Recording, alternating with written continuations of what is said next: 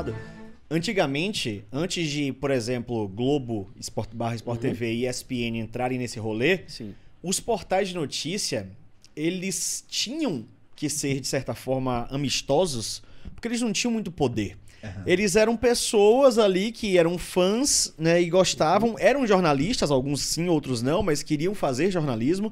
E aí tinham que se aproximar de um jeito um pouco mais calmo, tinham que fazer uma ponte um pouco mais tensa. Quando você tem uma Globo, um Sport TV por trás, um ESPN, você tá cagando. Dá respaldo. Você vai lá e você não precisa agradar ninguém. Sem dúvida. Verdade, sem verdade. dúvida. Também não quero parecer também que inaugurei também um jornalismo. nesse sentido. Até porque já tinha um cara chamado Gabriel Supremo antes, que pra mim é um dos Esse melhores aí- de todos. esse aí é perigoso. Exatamente.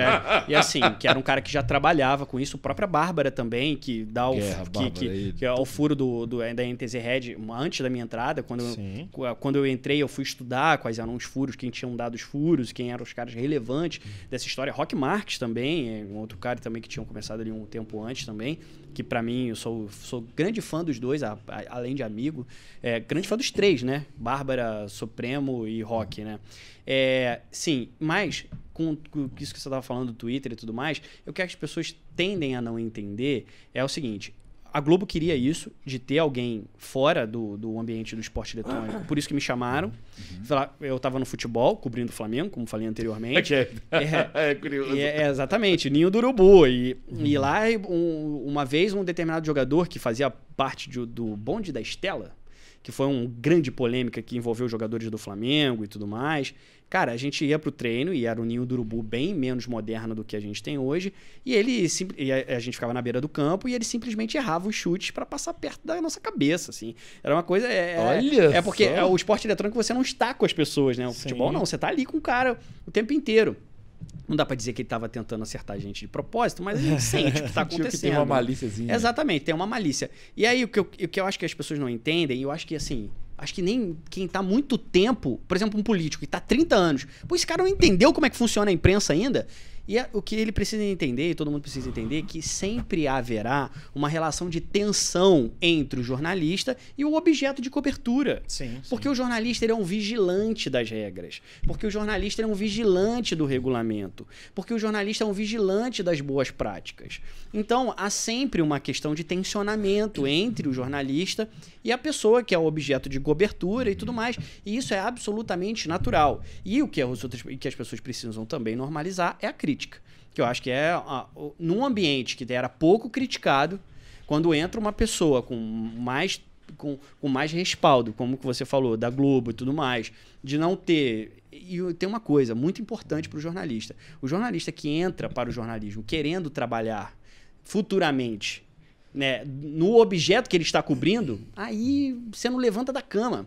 Imagina, você tem um grande furo de um lugar onde você quer trabalhar. Não tem como. Então, assim, ou você levanta com coragem da cama para fazer o que tem que fazer, ou dificilmente você vai dar certo no jornalismo. E tem um outro problema do jornalismo, que ele é um encurtador, né?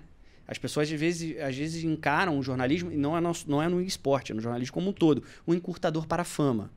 Um encurtador para aparecer na televisão, encurtador para ficar famoso, e aí você desvirtua completamente o fazer, né, jornalístico, né? Mas eu acho, assim, fantástico. Eu adoro a gritaria. Eu gosto da gritaria do Twitter. Assim, eu concordo que esse ponto que você falou, que o jornalista ele é o vigilante, mas também a gente não pode romantizar. Ele não é o vigilante bonzinho, ele tá dando furo também porque é importante pra ele, monetariamente, é importante em status. Não é o cavaleiro branco da justiça, o paladino. Não, chefe, que isso. Claro que existe mas também. Mas só que pela natureza, é uma natureza que eu posso dizer assim, pela natureza do trabalho, é uma natureza mais bonita. Sim, entendeu? Sim, porque o jornalista ali, ele tá servindo ao interesse público. Exatamente. É isso que eu quero dizer. O objetivo primário é esse. O objetivo é nobre. O objetivo é nobre. Mas é claro que o jornalista... A função social. Né? Exatamente. Isso, a função social. Mas é óbvio que o jornalista ele tá ali porque... Mas, enfim, se fosse assim, eu entregava o meu furo ao meu colega. Exato. Se eu não tô trabalhando hoje... É claro, você tem... Todo profissional, todo técnico quer ser o melhor técnico. Todo jornalista quer ser o melhor jornalista. Sim, Nossa, sim. Eu vou trazer um negócio meio nada a ver, mas é bom que já tira isso também do caminho. Pra quem... Eu imagino que o chat deve ter alguém falando isso. Mas você fala isso sobre função do jornalista. E foi o que aconteceu. Eu tava falando com os meninos aqui que eu ia falar isso ao vivo. Que, pra quem não sabe, muita gente pensando... Inclusive, eu fiquei até pensando como que eu estaria aqui hoje, né? Porque ontem eu perdi a final, final lá e tal. Uhum. E é curioso como que a vida, às vezes, ela te acorda de formas engraçadas. Porque eu não sei como é quando você termina de narrar, mas sempre que tem a final, independente se ganhar ou perder, eu fico anestesiado por um tempo. Anestesiado mesmo. Especialmente se perde, né? Sim. Você fica meio... Mesmo ganhando, também você fica meio anestesiado. E nesse estado de anestesia dura algum tempo, às vezes dias. Só que eu saí dele ontem no carro voltando. Porque eu entrei no Uber e você sabe onde eu moro. Do lado do estúdio, né? É do lado. Tava chovendo. Então era um bagulho assim, 5 minutos. É. Quando o carro desce, tava chovendo. Tipo, ele tava vindo nessa mão aqui e o prédio era aqui. Ele ia fazer isso em L. Pra me deixar sem pegar a chuva. Eu até falei que ele podia me deixar lá. Ele falou, não, vou te deixar lá. Nisso ele não viu que tinha uma moto vindo. Ele colocou o carro em L, a moto bateu assim, entendeu? No carro. Meu Deus, fez um T. Fez o T. Nessa hora, você imagina que eu tava assim no carro, ó. Tipo assim, meu Deus, a gente perdeu. E tinha chance. Foi por pouco.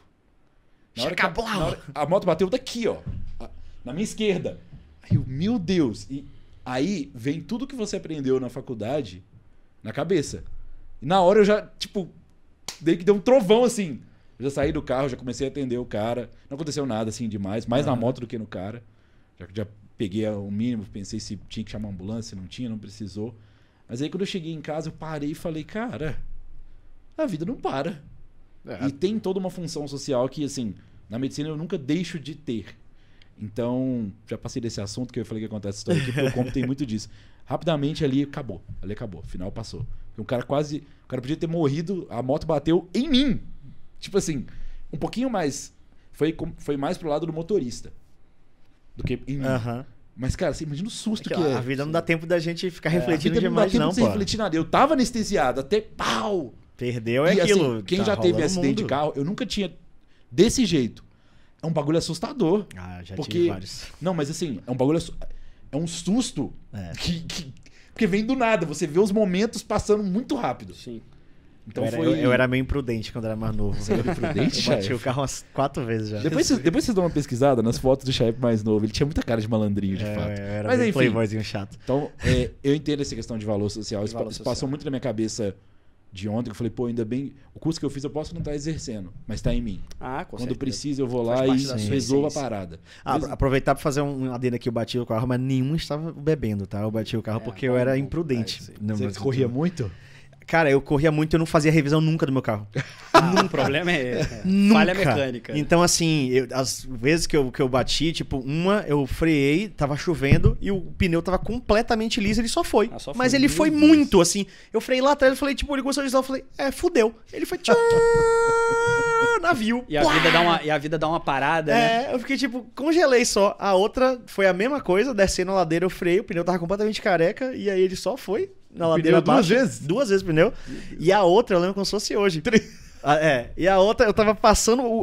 eu fui pisar na embreagem pra passar a marcha, a embreagem soltou. Tipo, fez... Caiu o pedal, eu falei, um abraço. Cabo de embreagem foi embora. Era 0 revisão no carro. Eu imagino. 0. O cara apertou e... Tem nada, né? Só, tipo, Ainda bem que não foi o freio, né? Sim, exatamente. Eu precisei da embreagem, o pé foi junto. Eu falei, tipo, tá porra. O pedal tava no chão. Eu falei, vamos bater aqui, né? Maravilhoso. Esse é o Como Podcast. Xande, por que você vai pros esportes? Você tava lá no futebol, tarará.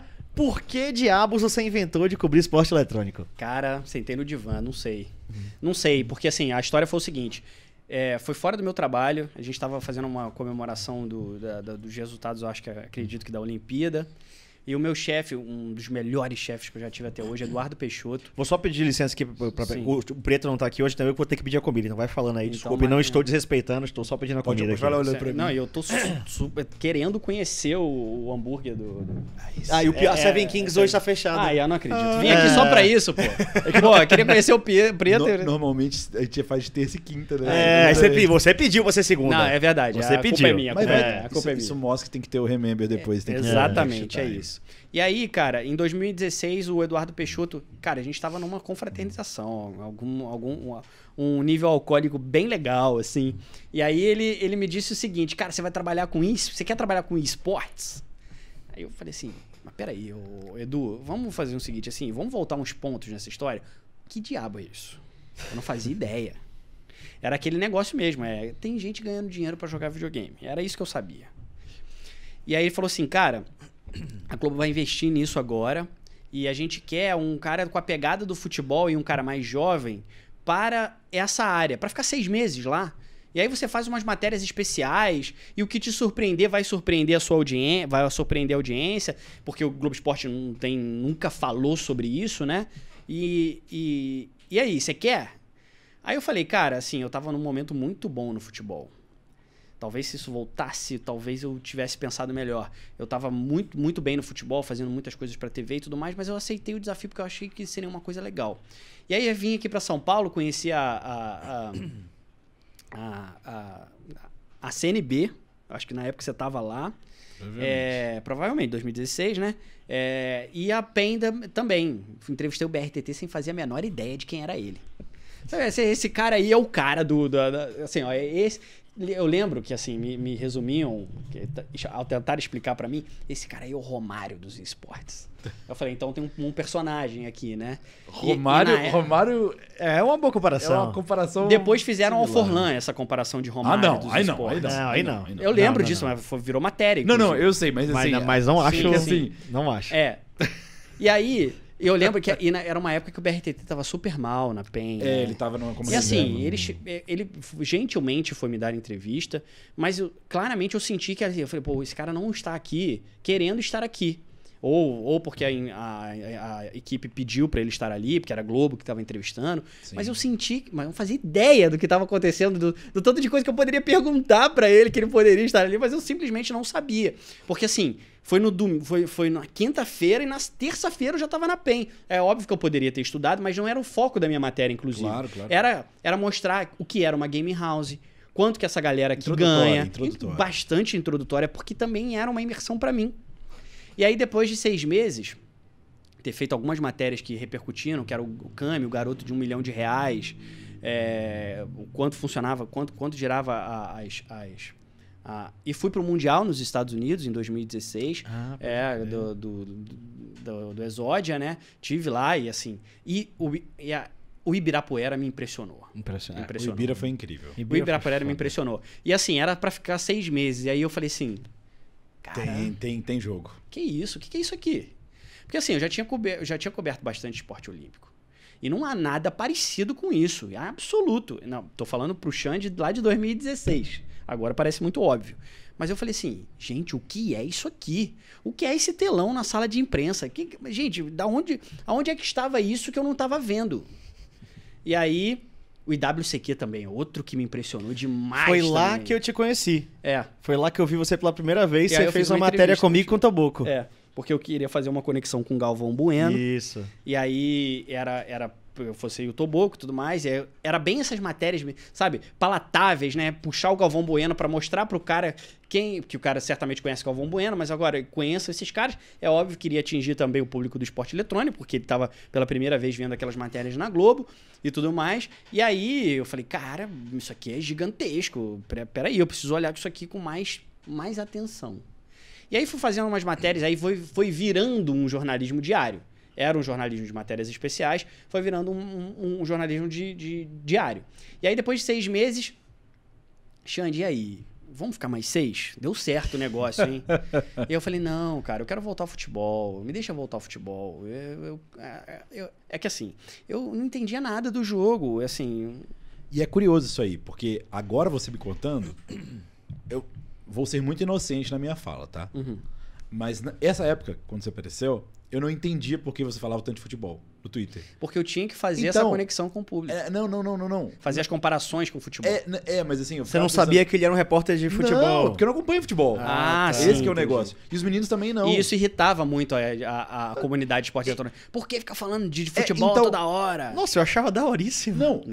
Nossa. Eu gostava. Porque eu já tive... Mas o público não gostava. Mas o público em geral achava estranho. Porque, como eu te falei... o modus operandi que eles estavam acostumados não envolvia. Era uma bolha que era... hoje em dia eu sinto que já tá um pouco mais aberto. E tinha aquela pergunta... Gente, pergunta muito idiota. Os esportes não precisam da Globo. A Globo não precisa dos esportes, os esportes não precisam da Globo. Os dois juntos fazem mais. Estão se ajudando, Exatamente. É um simplesmente depende isso. do outro, entendeu? Mas os dois juntos são mais. Mas, então, inclusive, eu gostava, tá? Porque era o contato que eu tinha com o futebol que depois era de muito aquele lance tempo. do atirador ser o centroavante e o suporte ser o zagueiro. Eu achava curioso. Era assim, eram umas comparações meio esdrúxulas. É a famosa do câmbio. Isso é tipo o quê? Tipo mid. É. A famosa... Maravilhoso. É isso. E aí eu tinha que tornar isso palatável pro cara que só acompanhou o futebol. Mas claro que para esses caras tinham uma curiosidade de saber que essas matérias eram muito bem clicadas. Uhum. Isso, o esporte eletrônico só prosperou na Globo porque houve a experimentação e depois... Toda uma jornada claro, ali, sem dúvida nenhuma. E aí depois de 6 meses, não, eu quero voltar ao futebol, me deixa eu voltar ao futebol. Eu queria muito cobrir uma Libertadores da América, que eu tava... Eu peguei a época do Flamengo, que o Flamengo só tomava porrada. Nossa, só tomava porrada. Eu não peguei o tempo áureo do Flamengo, assim, que veio depois. Mas bem depois, né? Bem depois, veio bem depois. Logo depois. Exatamente, mas já com Bandeira de Melo já era uma situação mais clara, assim. Bandeira de Melo tava lindo já. Não, mas eu não ganhava nada, né? Não ganhava nada, sim. Essa que o torcedor do Flamengo falava. Aí eu falei, não, deixa eu voltar ao futebol. Xande, fica. Aí foi uma ordem. Aí eu falei, não, tudo bem, eu fico. E aí depois... Cara, vamos voltar ao futebol? Aí eu falei, não, agora eu não quero mais. Agora já tô aqui, pô. Agora, pô, e já tinha... E aí foi quando veio o mercado de transferências, que me conferiu muitos seguidores no Twitter e tudo mais. Aí eu imaginei o seguinte, assim, cara, no futebol tem 500 repórteres. Sim. Lá eu vou ser mais um, mas é claro que também é o carro-chefe. Aqui, talvez eu acho que eu possa construir uma história. Uhum. Porque... E eu também tinha gostado. De alguma maneira isso me conquistou. Não tenha dúvida. Mexeu, brilhou. Exatamente. E não é só um objetivo profissional que eu tô olhando ali para ver o que aquilo ali me serve. Eu já tinha entrado de um jeito, numa intensidade tão grande, que eu já não queria sair mais. E aí... 2017, 18, 19...